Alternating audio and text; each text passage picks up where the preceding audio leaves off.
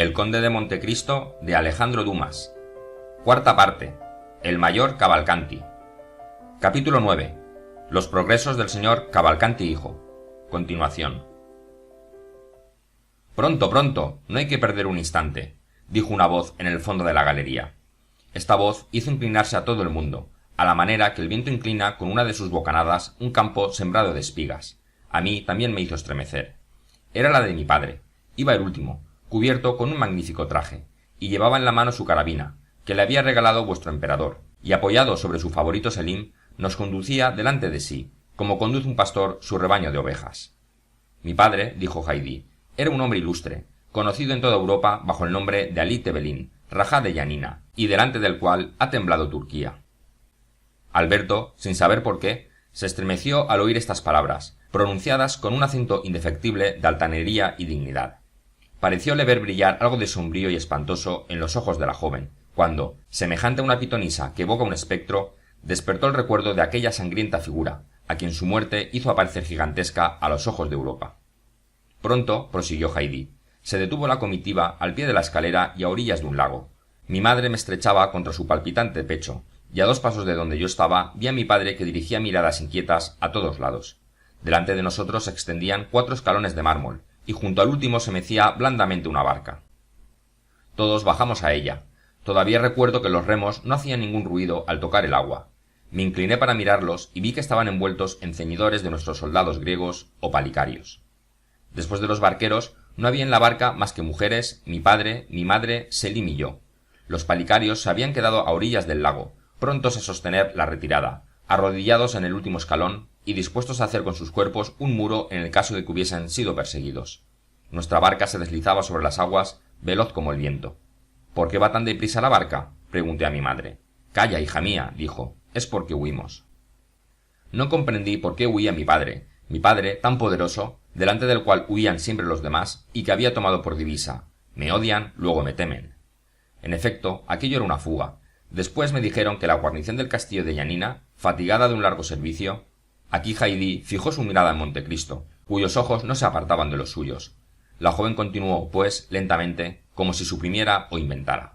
Señora, decíais, dijo Alberto, que prestaba la mayor atención a este relato, que la guarnición de Yanina, fatigada por un largo servicio, había tratado con el Saresquier Kurdid, enviado por el sultán para apoderarse de mi padre, que tomó entonces la resolución de retirarse, después de haber enviado al sultán un oficial francés, en el cual tenía mucha confianza, al asilo que él mismo se había preparado mucho tiempo antes, y que llamaba Casa Pignon, es decir, refugio. ¿Y os acordáis del nombre de ese oficial, señora?, preguntó Alberto. Montecristo cambió con la joven una mirada rápida como un relámpago, que pasó inadvertida de Morcerf. No, dijo ella, no me acuerdo, pero tal vez más tarde lo recuerde, y lo diré. Alberto iba a pronunciar el nombre de su padre, cuando Montecristo levantó suavemente el dedo en señal de silencio. El joven recordó su juramento y se calló. Bogábamos hacia un kiosco, un piso bajo, adornado de arabescos que bajaban hasta el agua, y un piso principal, cuyos balcones caían al lago. He aquí lo único visible que este palacio ofrecía a la vista. Sin embargo, debajo del kiosco, internándose en la isla, había un subterráneo, vasta caverna donde nos condujeron a mi madre, a mí y a nuestras mujeres, y donde habían depositado, formando 2 montones, 60.000 bolsas y 200 toneles. En estas bolsas había 25 millones de oro, y en los barriles 1000 libras de pólvora. Junto a estos barriles estaba Selim, el favorito de mi padre, del cual os he hablado ya. Velaba día y noche con una lanza, en el extremo de la cual ardía una mecha encendida constantemente. Tenía orden de hacerlo volar todo, kiosco, guardias, bajá, mujeres y oro, a la primera señal de mi padre. Recuerdo que nuestras esclavas, sabiendo los proyectiles que las rodeaban, pasaban día y noche orando, llorando y gimiendo. En cuanto a mí, siempre veo al joven soldado de pálida tez y brillantes ojos, y cuando el ángel de la muerte descienda hasta mí, estoy segura de que reconoceré a Selim. No sabría decir cuántos días estuvimos así. Aún ignoraba yo lo que era el tiempo en aquella época. Algunas veces mi padre nos mandaba llamar a mi madre y a mí a la azotea del palacio. Estas eran mis horas de fiesta, pues en el subterráneo no veía nunca más que sombras gimientes y doloridas, y la encendida mecha de Selim. Mi padre, sentado delante de una gran abertura, fijaba una mirada sombría en las profundidades del horizonte, interrogando a cada punto negro que aparecía en el lago. Mientras mi madre, medio recostada a su lado, apoyaba su cabeza sobre su hombro, jugaba yo a sus pies, admirando con ese asombro de la infancia que hacen que los objetos sean mayores de lo que son, las escarpadas montañas que se elevan en el horizonte, los castillos de Yanina, que surgían blancos y angulosos del fondo de las aguas del lago, los inmensos árboles que nacen en la montaña y que de lejos parecen otras tantas manchas negras. Una mañana nos mandó llamar mi padre. Mi madre había llorado toda la noche. Le encontramos bastante tranquilo, pero más pálido que de costumbre. «Ten paciencia, Vasiliki», dijo. «Hoy se acabará todo. Hoy llega el permiso del Señor y mi suerte quedará decidida. Si la gracia se entera, volveremos triunfantes a Yanina. Si la nueva es mala, huiremos esta noche». «Pero, ¿y si no nos dejan huir?», dijo mi madre. «Oh, tranquilízate», respondió Alí sonriendo. «Selim y su mecha me responden de ellos. Quisieran verme muerto, mas no bajo la condición de morir junto conmigo». Mi madre no respondía sino con suspiros a estos consuelos que no salían en verdad del corazón de mi padre. Preparóle agua helada, que bebía a cada instante, porque después de su retirada al kiosco se hallaba consumido por una fiebre ardiente. Perfumó su blanca barba y encendió su pipa, en la que a veces, durante horas enteras, seguía distraído con los ojos el humo que se dispersaba en el aire. De repente hizo un movimiento tan brusco que yo me sobrecogí de miedo, y sin apartar la vista del punto que reclamaba su atención, pidió su anteojo. Mi madre se lo entregó, más blanca que el estuco contra el que se apoyaba. Yo vi temblar a mi madre. «Una barca, 2, 3», murmuró mi padre, «4». Y se levantó cogiendo sus armas, llenando de pólvora, me acuerdo, la cazoleta de sus pistolas. «Vasiliki», dijo a mi madre con un visible estremecimiento, «este es el instante que va a decidir de nosotros. Dentro de media hora sabremos la respuesta del sublime emperador. Retírate al subterráneo con Haydí». «No quiero separarme de vos», dijo Vasiliki. «Si morís, señor, con vos quiero morir también». «Idos al lado de Selim», gritó mi padre. «Adiós, señor», murmuró mi madre, obediente a las órdenes de mi padre. «Acompañad a Vasiliki», gritó mi padre a sus palicarios. Pero a mí me habían olvidado. Me precipité hacia él y extendí mis manos. Me vio, e inclinándose hacia mí, puso sus abrasados labios sobre mi frente. Oh, este beso fue el último y aún lo siento sobre mi frente.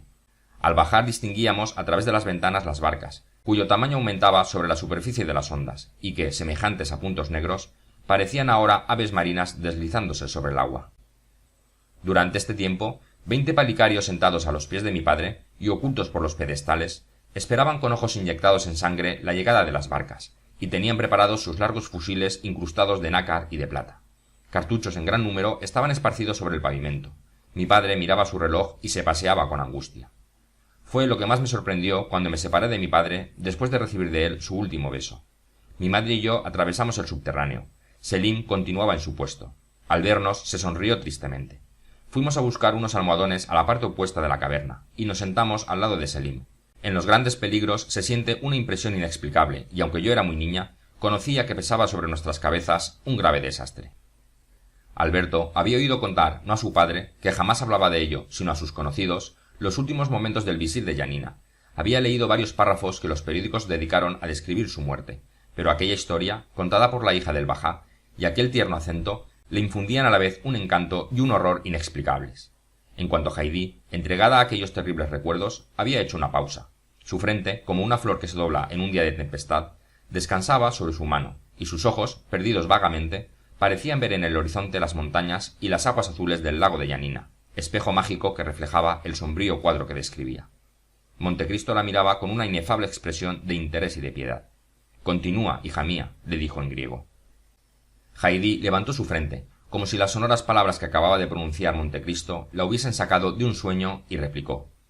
Eran las 4 de la tarde, pero, aunque el día estaba diáfano y brillante, nos hallábamos sumergidos en la sombra del subterráneo. Un solo resplandor brillaba en la caverna, semejante a una estrella en el fondo de un cielo negro.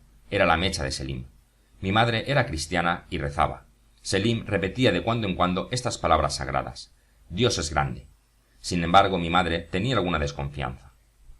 Al bajar, había querido reconocer al francés que había sido enviado a Constantinopla, y en el cual mi padre tenía toda su confianza, porque sabía que los soldados del suelo francés son por lo general nobles y generosos.